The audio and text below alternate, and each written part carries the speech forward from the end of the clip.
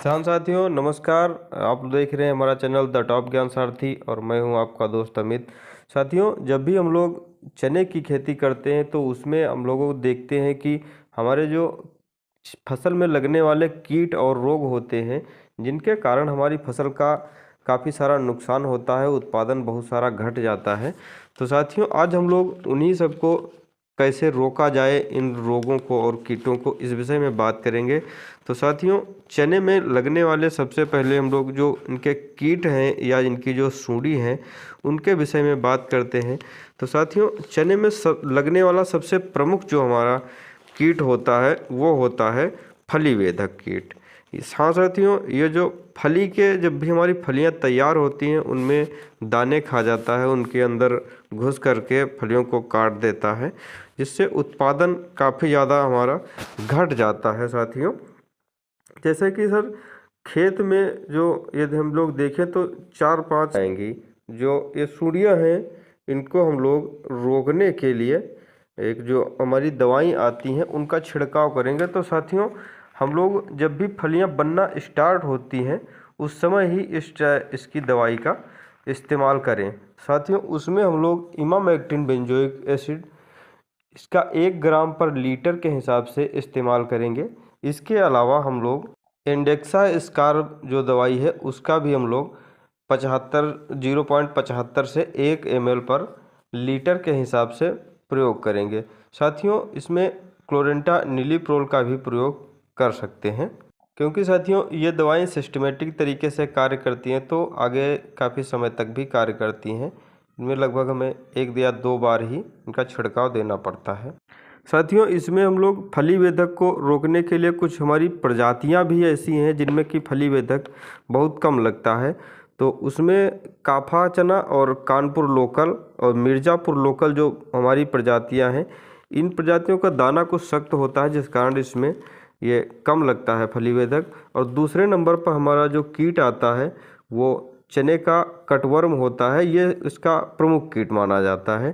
साथियों, इसमें यह कीट इसकी पत्तियों को काट काट करके नुकसान कर देता है और इसके जो अंकुर जो निकलते हुए हैं पत्तियों की आगे जो बढ़वार वाली शाखाएं होती हैं उनको काट देता है। तो साथियों, इसको रोकने के लिए कभी कभी किसान साथी हमारे साइपरमेथ्रिन 25% का इस्तेमाल करते हैं, तो उसका प्रयोग साथियों ना करें, क्योंकि उसमें साइपर होता है। तो उस समय यदि हमारे पौधों में फूल बन रहा होता है तो फूल की मात्रा कम हो जाती है, जिससे कि साइपर से फूल गिर जाता है। साथियों, वहाँ पर आप लोग क्लोरोपाइरीफास 50 ईसी, जिसमें साइपर मिक्सचर ना हो, उसका प्रयोग करें, प्रोफेनोफास का प्रयोग करें। साथियों, जो हमारी चने की बीमारी के बारे में बात करें तो इसमें जो रोग लगते हैं उसमें सबसे जो हमारा गंभीर रोग होता है वो चने का उगठा रोग होता है, जो फ्यूजेरियम ऑक्सिस्फोरियम, जिसकी एक कवक की जो प्रजाति होती है सिसेरी, इससे फैलता है। तो फ्यूजेरियम ऑक्सिस्फोरियम की जो सिसेरी प्रजाति है उसको रोकने के लिए हम लोग जो बीज उपचार करते हैं वो काफ़ी हद तक इसे कंट्रोल करता है।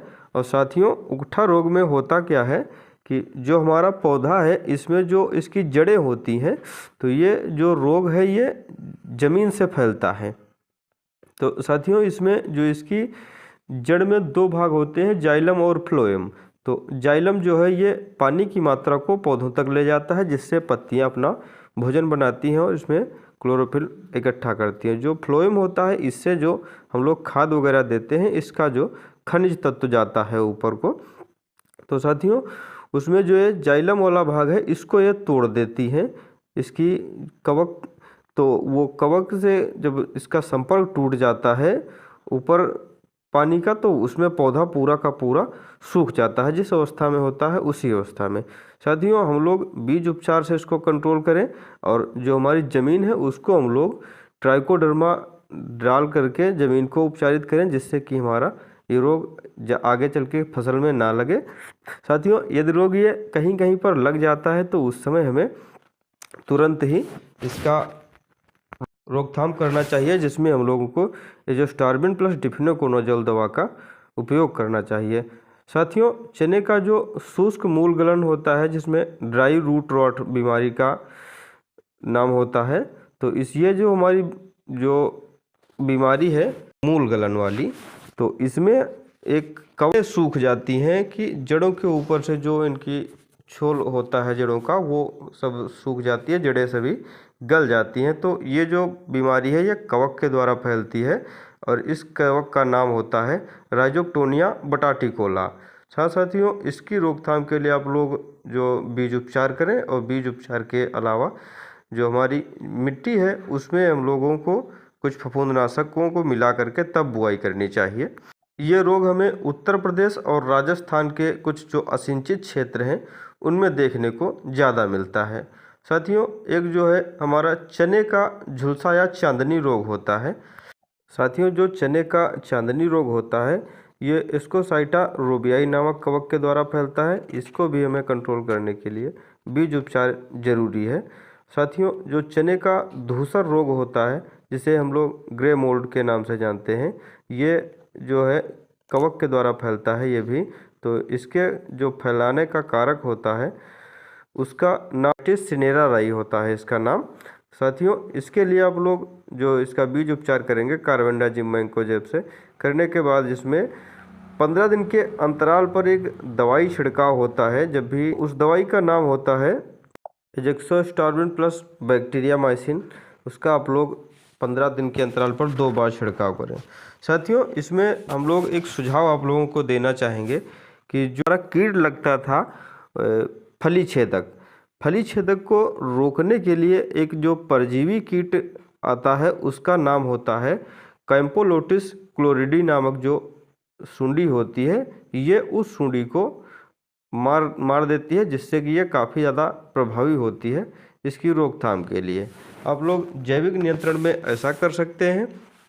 और साथियों जो उकठा रोग वगैरह है इसके लिए एक आप लोगों को विधि अपनानी चाहिए जिसमें कि जो बुआई हम लोग जब चने की करते हैं तो बुआई की गहराई 8 इंच से बढ़ा करके हमें 12 से 15 इंच तक करेंगे तो उस समय में उकठा लगने की संभावना कम रहती है, क्योंकि उकठा रोग अक्सर कर ज़मीन की ऊपरी परत 8 से 10 इंच तक ही लगता है। धन्यवाद साथियों।